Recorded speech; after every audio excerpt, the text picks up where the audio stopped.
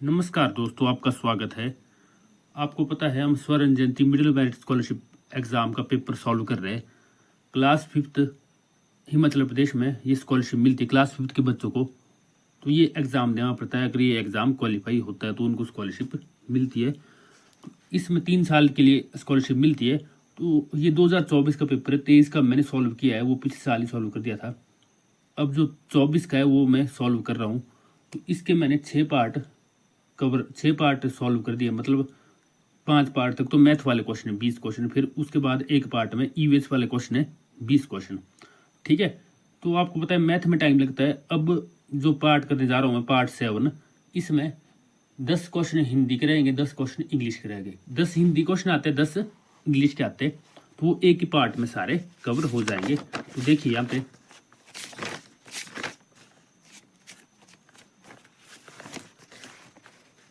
Question number 41, Dhyanchand hockey के खिलाड़ी थे, उन्हें हॉकी का जादूगर भी कहा जाता है, इस वाक्य में सर्वनाम क्या है? तो हमारे को बताना है ध्यानचंद के बारे में। ध्यानचंद को आप जानते हो कि हॉकी के बहुत बड़े प्लेयर थे, इंडिया के बहुत ही बड़े प्लेयर बोल सकते हैं आप। तो हमारे को बताना है, इसमें देखो उन्हें जो यूज किया गया ना, यहाँ पे देखो ये क्या है, यहाँ पे सर्वनाम।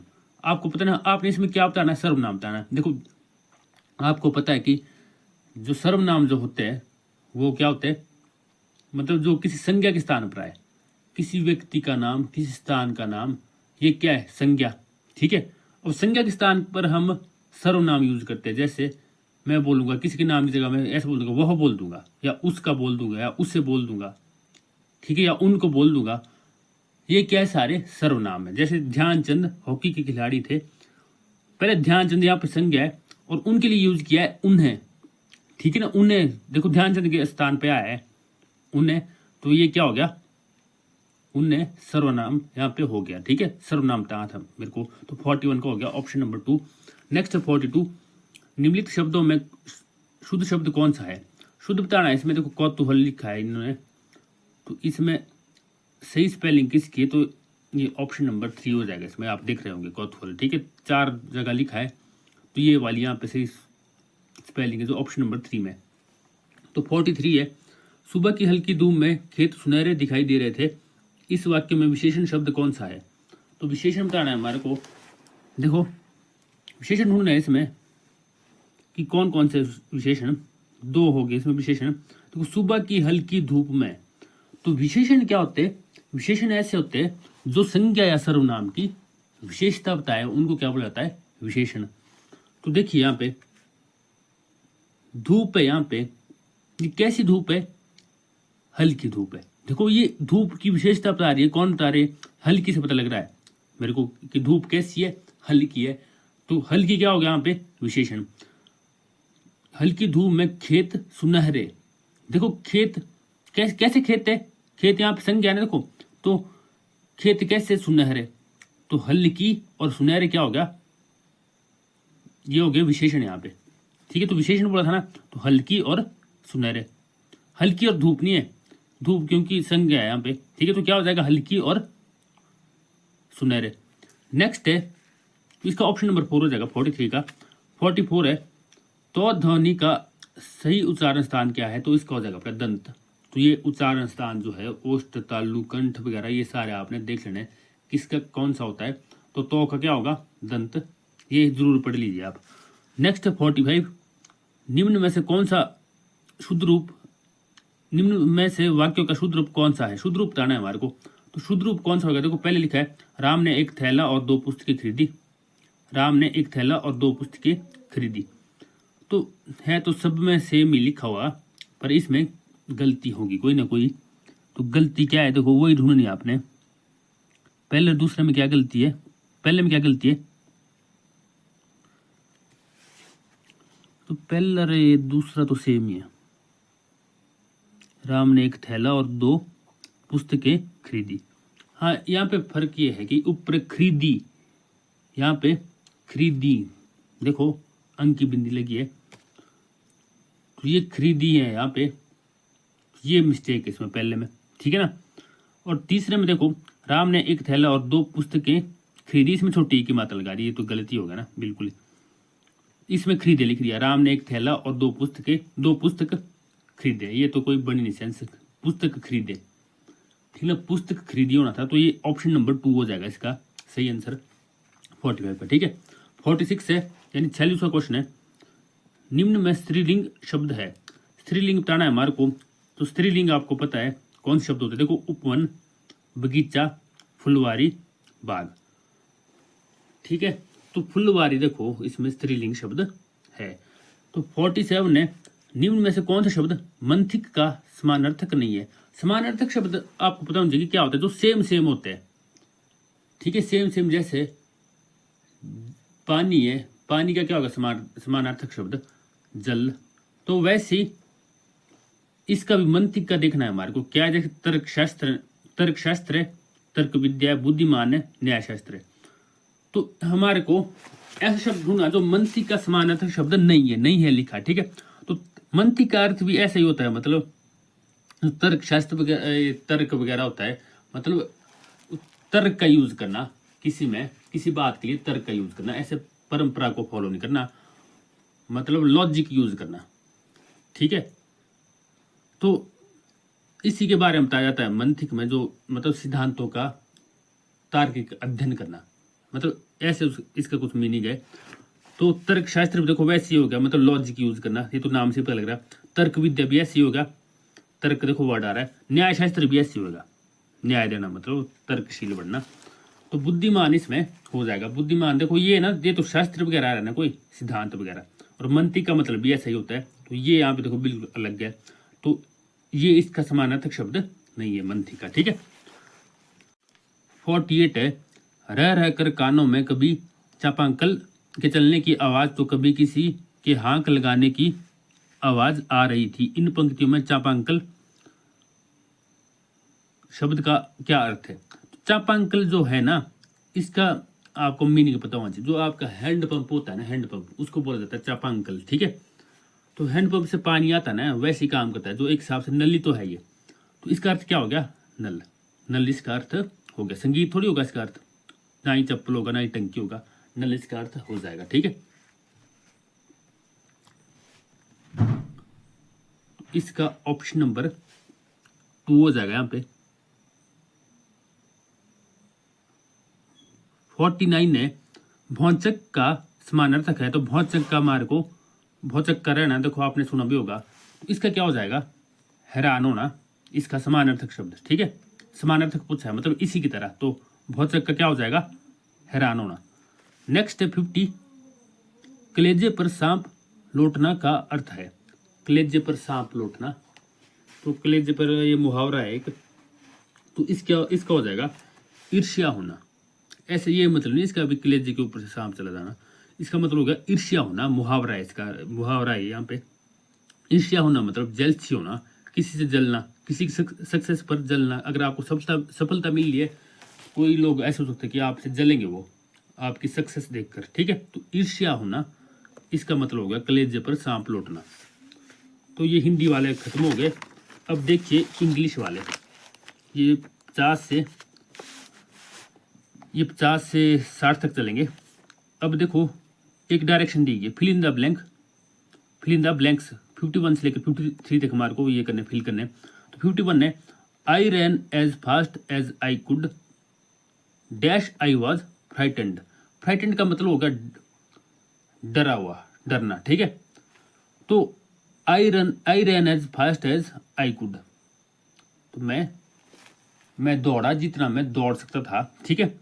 ये मतलब इसका dash I was frightened because I was frightened, क्योंकि मैं डरा हुआ था। मैं दौड़ा जितना मैं दौड़ सकता था क्योंकि मैं डरा हुआ था। तो यहाँ पे बट तो आ सकता, ऐसा भी आएगा कि मैं डरा हुआ था परंतु, नहीं ऐसा भी आ सकता कि मैं दौड़ा परंतु मैं डरा हुआ था। ये तो कोई बात नहीं, बट का मतलब होता है परंतु। सो नहीं आ सकता, एंड तो आ ही नहीं सकता, ठीक है। तो बिकॉज आएगा, क्योंकि मैं डरा हुआ था, रीजन बता रहा है यहाँ पे, ठीक है। तो इसका बिकॉज आ जाएगा।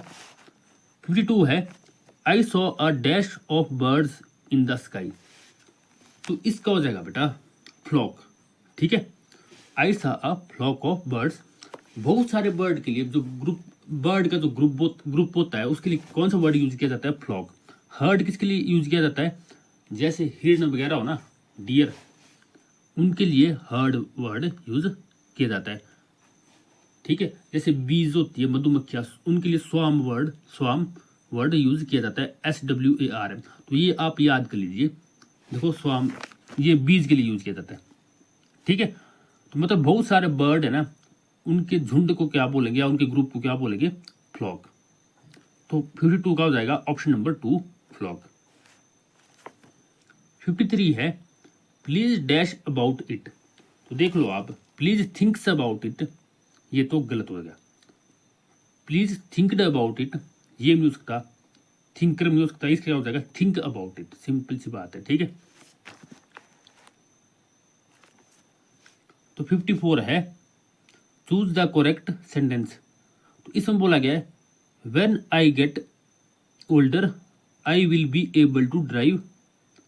तो इसमें हमारे को देखना है कि कौन सा इनमें सही है। तो इसमें पहले वाला सही है, व्हेन आई गेट ओल्डर, यहाँ कॉमा लगा, देखो I will be able to drive. तो इसमें देखो यहाँ पे इन्होंने कोई कॉमा लगाया है, तो ये सेकंड वाला गलत है। वैसे ही थर्ड में इन्होंने यहाँ लगा दिया कॉमा, देखो व्हेन के बाद, तो यहाँ पे देखो विल बी के बाद लगा दिया, तो इसमें पहले वाला सही है।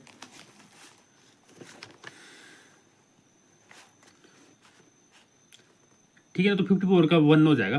55 है what is the opposite of borrow. तो बोरो का मेरे को ऑपोजिट बताना है। बोरो होता है उधार लेना, किससे उधार लेना, ये क्या हुआ? बोरो मतलब उधार लेना, मतलब पैसे लेना। ठीक है, किसी को उधार देना, वो क्या हुआ? लैंड। तो उधार लेने का क्या हो गया? उधार देना, मतलब ऑपोजिट पूछा है ना, देखो। तो बोरो को क्या हो गया? लैंड। बोरो होता है उधार लेना, मतलब हम किसी से पैसे ले रहे, उधार ले रहे, तो वो क्या? बोरो। उधार दे रहे किसी को, तो वो क्या? लैंड। तो इसका लैंड हो जाएगा इसका। नेक्स्ट है 56, देखो past tense of try is.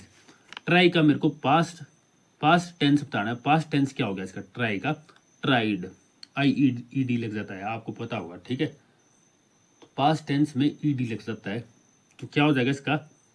Tried, ये वाला TRIED, ट्राइड।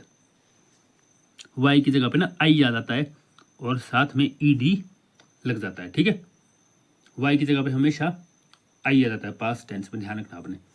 नेक्स्ट है 57, तो इसका 56 का हो जाता है ऑप्शन नंबर 3। 57 है find the correctly spelled word. तो हमारे को इसमें स्पेलिंग बतानी थी, वर्ड दिए गए कुछ। ट्रेडिशनल, यहाँ पे लिखा है ट्रेडिशनल, तो ट्रेडिशनल ये लिखा है, तो किस में स्पेलिंग सही है? तो ट्रेडिशनल की जो स्पेलिंग होती है वो होती है TRADITIONAL। तो पहले वाली स्पेलिंग सही है, दूसरे में तो देखो बिल्कुल ही गलत है। तीसरे में ई है, यहाँ पे इन्होंने लगाया हुआ, ये भी गलत होगी। तो चौथे में देखिए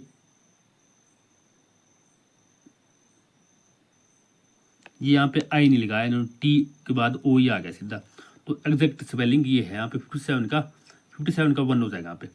तो 58 है एड मीन्स मतलब, तो एड का मतलब ये नहीं होगा कि फ्लाइंग, इसका मतलब होता है मेक पब्लिक। ठीक है, अपने विचार प्रस्तुत करना, मतलब अपने अभिव्यक्त करना अपने विचार, उसको बोला जाता है इंग्लिश में एडमिन।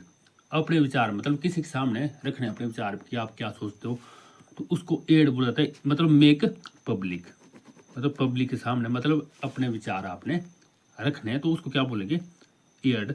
तो इसका ये हो जाएगा मेक पब्लिक, ऑप्शन नंबर 4। अब 59 है, इसमें हमारे को मैच करना था। देखो रो किससे मैच हो गया?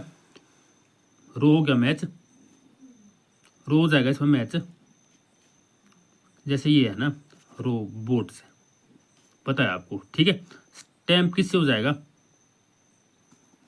स्टैम्प हो जाएगा, ये हो जाएगा डी से, फीट। ठीक है, और फ्लाई किससे हो जाएगा? प्लेन से। और ड्राइव किससे हो जाएगा? ड्राइव कार से। और चक किससे हो जाएगा? ट्रेन से, क्योंकि चक चक जो साउंड है वो ट्रेन से आती है।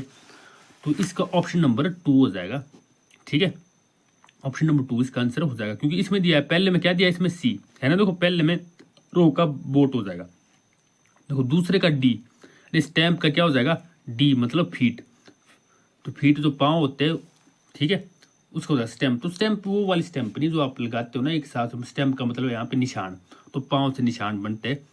तो जैसे फ्लाई है, उससे क्या हो जाए, फ्लाई प्लेन, ये भी आप समझ रहोगे, देखो प्लेन उड़ता है ना, फ्लाई करता है, वैसे ड्राइव कार, तो देखो चक जो ये चक चक जो साउंड आती है ये ट्रेन के इंजन से आती है, तो ये हो जाएगा, देखो आ रहा है यहाँ पे, देखो वी में लिखा है यहाँ पे बी ऑप्शन, मतलब ट्रेन को मैच हुआ है ऊपर। तो इसका 59 का ऑप्शन नंबर 2 हो जाएगा।